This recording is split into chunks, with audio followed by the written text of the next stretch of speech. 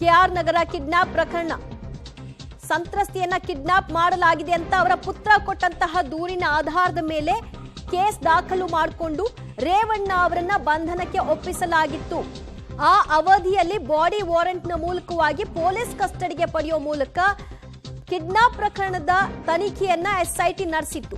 ಇವತ್ತು 4 ದಿನಗಳ SIT police custody ಕೂಡ ಮುಕ್ತಾಯವಾದ ಹಿನ್ನೆಲೆಯಲ್ಲಿ ಕೋರ್ಟ್ಗೆ ಅವರನ್ನ ಹಾಜರುಪಡಿಸಲಾಗಿತ್ತು. ಒಂದು ಕಡೆಯಲ್ಲಿ ಎಸ್ಐಟಿ ಕಸ್ಟಡಿಗೆ ಕೇಳುತ್ತಾ ಅನ್ನುವ ಪ್ರಶ್ನೆಗೆ ಉತ್ತರ ಕೂಡ ಸಿಕ್ತು. ಎಸ್ಐಟಿ ಕಸ್ಟಡಿಗೆ ಕೇಳಲಿಲ್ಲ, ಬದಲಾಗಿ ನ್ಯಾಯಾಂಗ ಬಂಧನಕ್ಕೆ ಒಪ್ಪಿಸಿ ಅಂತ ಮನವಿಯನ್ನ ಮಾಡಿತ್ತು.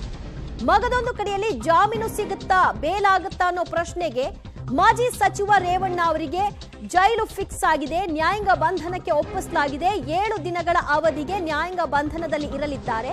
ಪರಪ್ಪನ ಅಗ್ರಹಾರ ಜೈಲಿಗೆ ರೇವಣ್ಣ ಅವರನ್ನ ಶಿಫ್ಟ್ ಮಾಡಲಾಗುತ್ತೆ. ಮೇ 14ನೇ ತಾರೀಕಿನವರೆಗೂ ಕೂಡ ನ್ಯಾಯಾಂಗ ಬಂಧನದಲ್ಲಿ ಇರಲಿದ್ದಾರೆ ಮಾಜಿ ಸಚಿವ ರೇವಣ್ಣ. ನ್ಯಾಯಾಂಗ ಬಂಧನಕ್ಕೆ ಒಪ್ಪಿಸಿದೆ. ಎರಡೂ ಕಡೆಯ ವಾದವನ್ನ ಆಲಿಸಿರುವಂತಹ ನ್ಯಾಯಾಧೀಶರು ಅಂತಿಮವಾಗಿ ತಮ್ಮ ತೀರ್ಪನ್ನ ಕೊಟ್ಟಿದ್ದಾರೆ.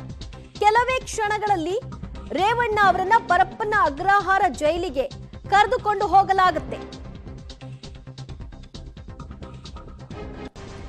ಮತ್ತಷ್ಟು ಮಾಹಿತಿ ಕೊಡ್ತಾರೆ ನಮ್ಮ ಪ್ರತಿನಿಧಿ ಮುರಳೀಧರ್. 2 different cases. ಒಂದು ಕಡೆಯಲ್ಲಿ ಎಸ್ಐಟಿ ಅವಧಿ ಕೂಡ ಮುಗಿದಿತ್ತು, ಹಾಗಾಗಿ ಕಸ್ಟಡಿಗೆ ಕೇಳ್ತಾರಾ ಅನ್ನುವಂತಹ ಪ್ರಶ್ನೆ ಕೂಡ ಇತ್ತು. ಇಲ್ಲ, ನ್ಯಾಯಾಂಗ ಬಂಧನಕ್ಕೆ ಒಪ್ಪಿಸಿ ಅಂತ ಎಸ್ಐಟಿ ಹೇಳ್ತು. ಮಗದೊಂದು ಕಡೆಯಲ್ಲಿ ಜೈಲಾಗುತ್ತಾ, ಬೇಲ್ ಸಿಗುತ್ತಾ ಅನ್ನೋ ಪ್ರಶ್ನೆಗೆ ನ್ಯಾಯಾಂಗ ಬಂಧನವನ್ನು ವಿಧಿಸಲಾಗಿದೆ.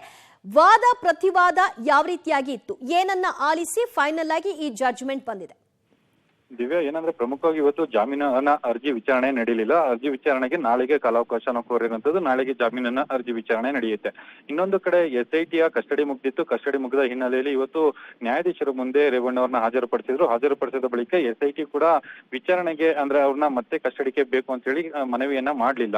ಆ ಸಂದರ್ಭದಲ್ಲಿ ರೇವಣ್ಣ ಅವರನ್ನ ಜಡ್ಜು ಒಂದಷ್ಟು ಪ್ರಶ್ನೆಗಳನ್ನ ಕೇಳ್ತಾರೆ. ಅಂದ್ರೆ ಪೊಲೀಸ್ ಕಸ್ಟಡಿಯ ಅವಧಿಯಲ್ಲಿ ಎಸ್ಐಟಿ ಅವರು ಒಂದು ಆರೋಪವನ್ನ ಮಾಡ್ತಾರೆ ರೇವಣ್ಣ ಅವರ ಮೇಲೆ. ಎಸ್ಐಟಿ ತನಿಖೆ ಅಂದ್ರೆ ಕಸ್ಟಡಿಯ ಸಂದರ್ಭದಲ್ಲಿ ಯಾವುದೇ ರೀತಿಯ ಹೇಳಿಕೆಗಳನ್ನು ಕೂಡ ರೇವಣ್ಣ ಅವರು ಕೊಡ್ಲಿಲ್ಲ ಮತ್ತು ಸಕಾರಾತ್ಮಕವಾಗಿ ಅವರು ಸ್ಪಂದನೆಯನ್ನ ಮಾಡ್ಲಿಲ್ಲ. ಜೊತೆಗೆ ನಾವು ಹೇಳಿಕೆಗಳನ್ನು ಕೂಡ ದಾಖಲು ಮಾಡ್ಕೊಳ್ಳಿಕ್ಕೆ ಇದುವರೆಗೂ ಕೂಡ ಸಾಧ್ಯ ಆಗಿಲ್ಲ ಅಂತ ಹೇಳಿ ಒಂದು ಆರೋಪವನ್ನ ಎಸ್ಐಟಿ ಅಧಿಕಾರಿಗಳು ರೇವಣ್ಣ ಅವರ ಮೇಲೆ ಮಾಡುವಂತದ್ದು.